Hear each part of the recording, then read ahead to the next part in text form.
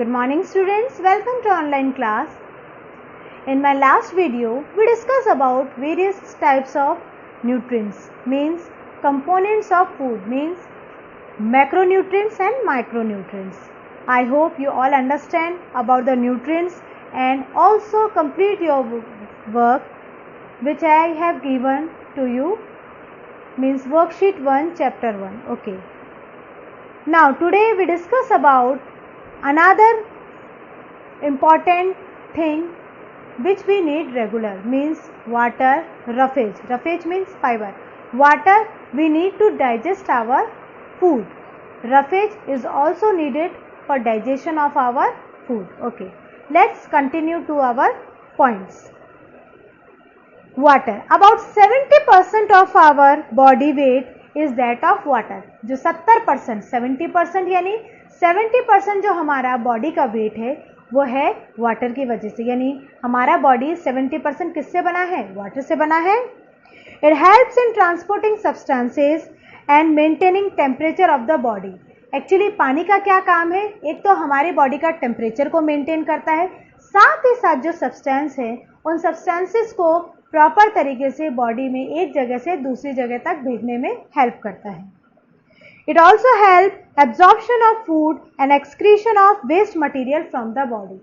Food को absorb करने में भी हेल्प करता है, साथ ही साथ जो हमारी बॉडी में वेस्ट मटीरियल बनते हैं उसको रिमूव करने में भी हेल्प करता है.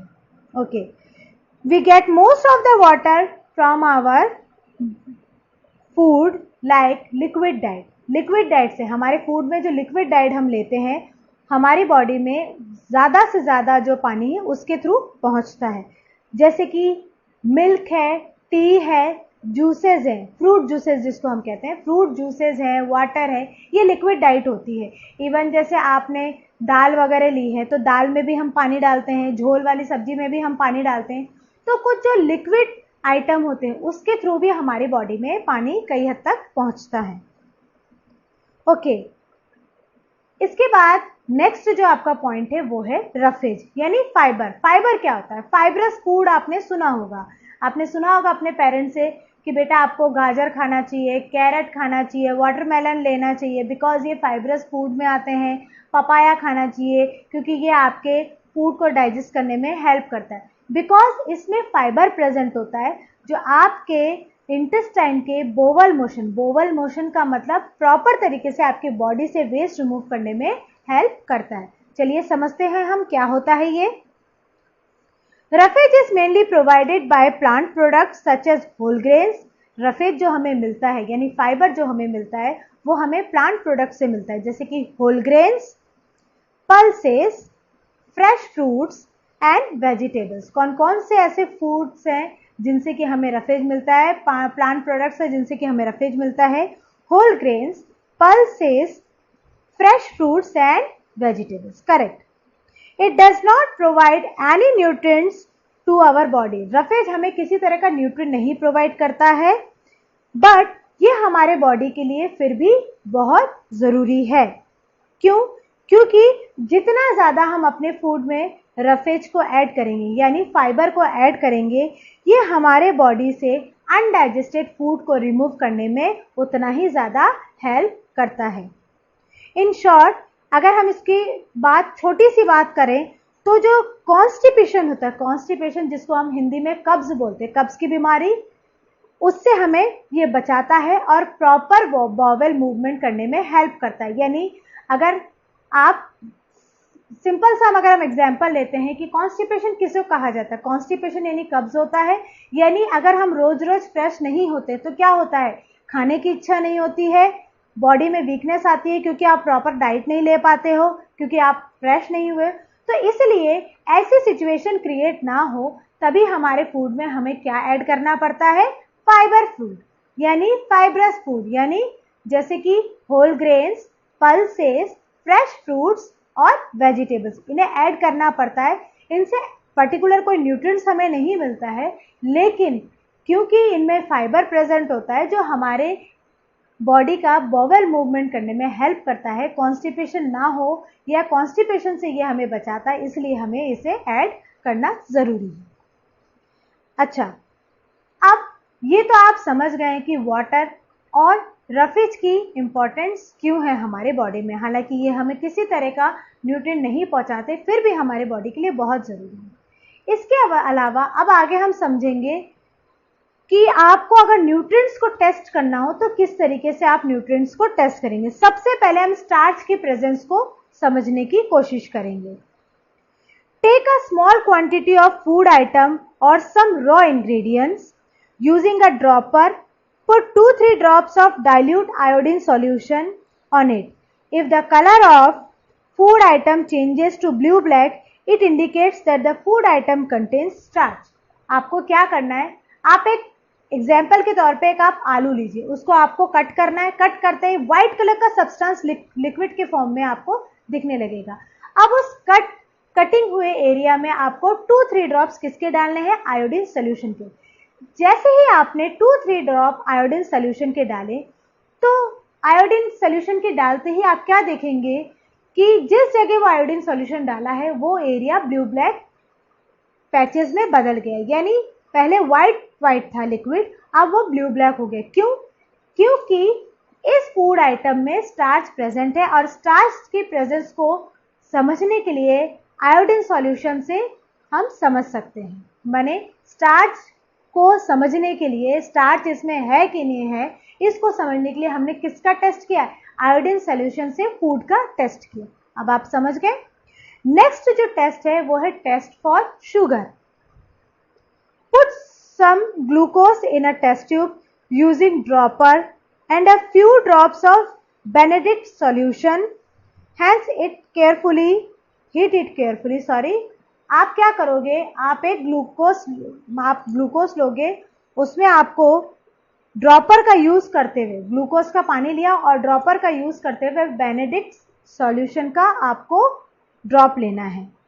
फिर आपको उसमें कुछ ड्रॉप बेनेडिक्ट सॉल्यूशन के डालने हैं और देन उसको हीट करना है। जैसे ही आपने हीट किया तो उस ग्लूकोज का कलर किस में चेंज हो जाता है, रेड ऑरेंज में। किस में चेंज हो जाता है, रेड ऑरेंज में।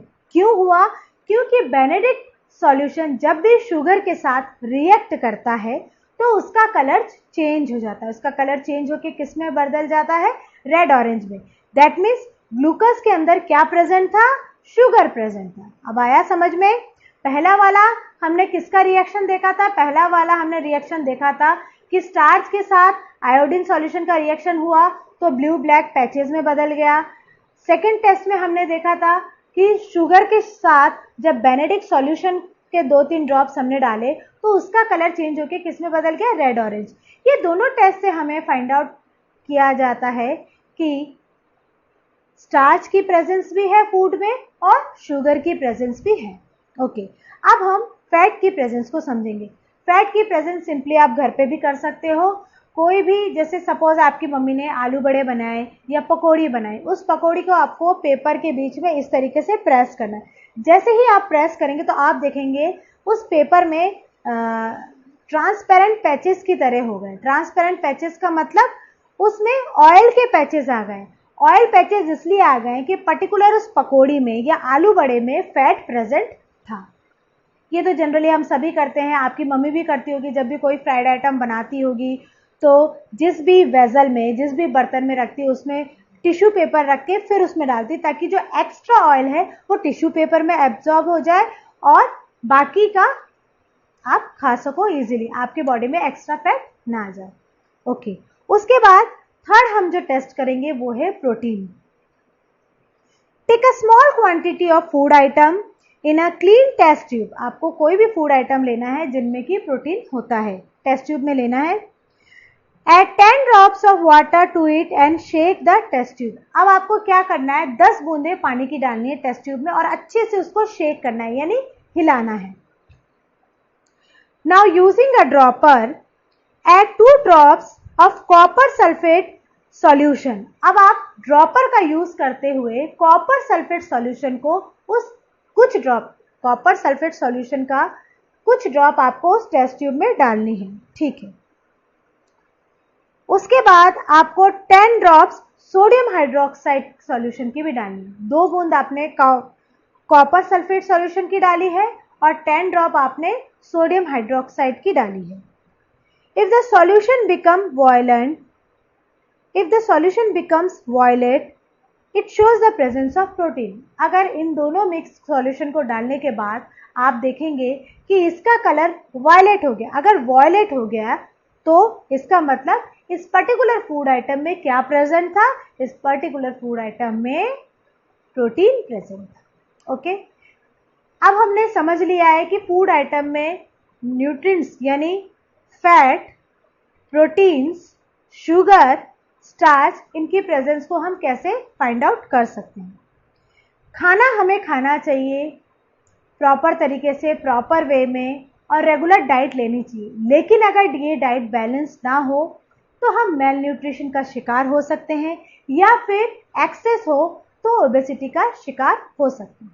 चलिए इस बैलेंस डाइट के बारे में हम समझते हैं. बैलेंस डाइट का मतलब डाइट जिसमें कि सारे न्यूट्रिएंट्स प्रेजेंट हो. Nutrients like carbohydrates, fats, proteins, vitamins, minerals, ये पांचों न्यूट्रिएंट्स अगर आपके डाइट में प्रेजेंट है तो दैट मीन्स इसे कहा जाता है बैलेंस डाइट. इसे क्या कहा जाता है? Balanced diet. Okay, balance diet हमें एनर्जी प्रोवाइड करती है, हमारी बॉडी को बिल्डअप करती है, साथ ही साथ वेरियस डिजीजेस से प्रोटेक्ट भी करती है. मैंने आपको 3 चीजें बोली है.